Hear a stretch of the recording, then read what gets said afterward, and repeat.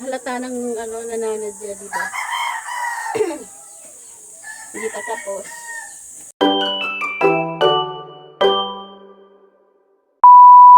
Hi guys, for today's video, papakita ko nga sa inyo yung pinabakura namin o pabakod.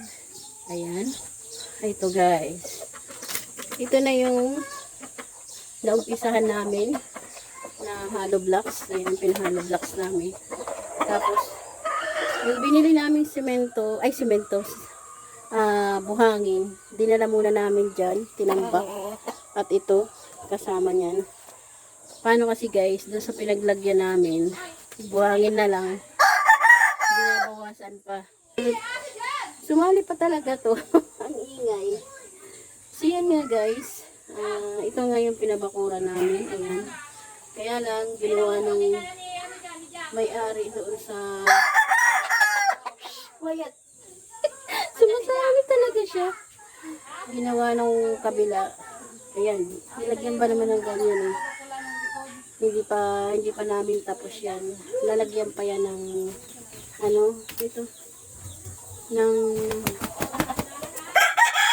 Ay, nagsasali pa talaga to. Lalagyan pa namin ng kagaya nito. Ayan, sa taas. Ayan. Kita ba? Ayan, sa taas.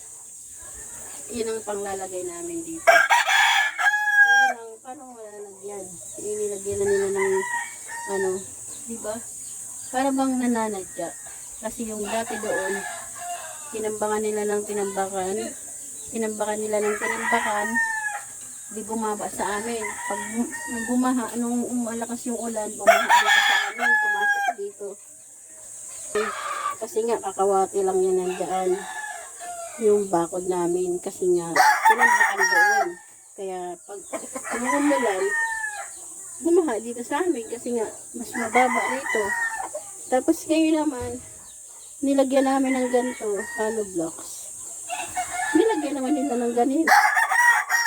Oh. Diba? Diba parang halata ng nananadya, diba?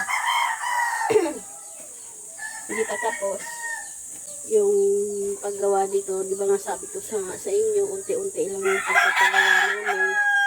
Kasi wala namang perang biglaan pagpapagawa. Paunti-unti lang, tapos ipo-flooring din to. Tapos pag may budget na naman ulit, dito naman guys, ayan yung palikado naman. Ang ingay nyo! Diba guys, ano ba sasabi nyo doon? Sa ganun, yun na yun. Kumbaga pinapaganda mo, tapos ganun yung gagawin. Kagaya ganito yung ilalagay namin doon. Ipapapakod yung bakod namin. Kasi mas mura-mura pag ganito. Kapag yung hollow blocks kasi, semento pa, buhangin pa, magastos.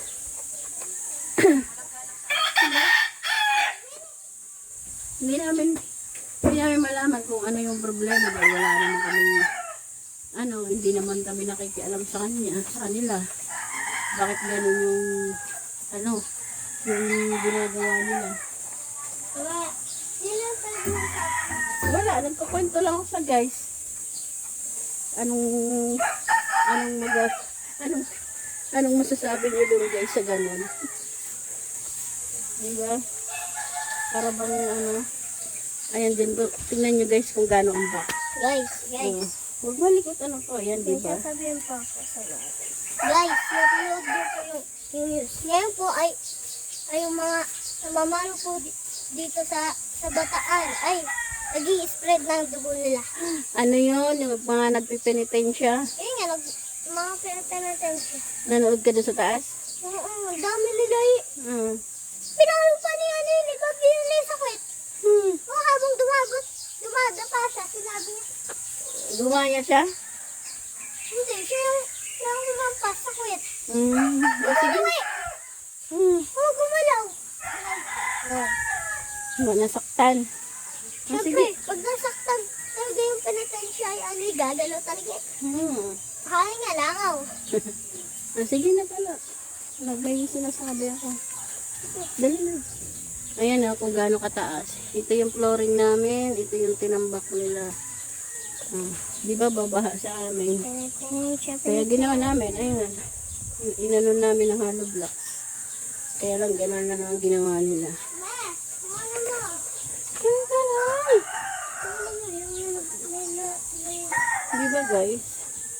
Kayo guys, anong mararamdaman? Anong masasabi niyo dun sa ganun? Kung maaari nga, hindi na lang kami magsalita. Kaya lang, nung una, nung tinambakan nila yan, wala silang narinig sa amin. Ayun na naman, inulit na naman. Diba? Anong kinakagalit sa amin? Wala na.